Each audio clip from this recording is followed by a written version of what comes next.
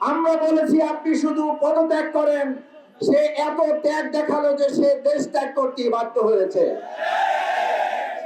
ভাই এবং বন্ধুগণ, 53 বছর দেশ স্বাধীন হয়ে 54 বছরে আমরা এখন পথ চলছি।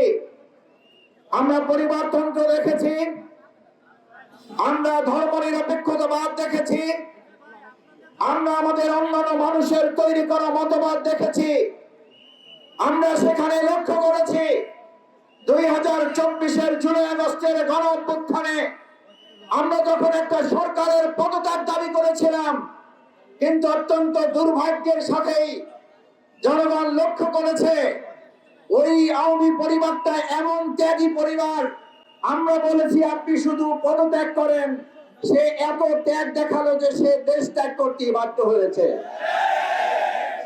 এবং সে এতটা ত্যাগ স্বীকার করেছে যে সে তার সাথে তার দলের সাধারণ সম্পাদক, তার দলের কর্মী, তার দলের কোন পরিবারের সদস্য তাদেরকে না নিয়ে সে শুধু 14টা সুটকেস নিয়ে হেলিকপ্টারে উঠেছিল।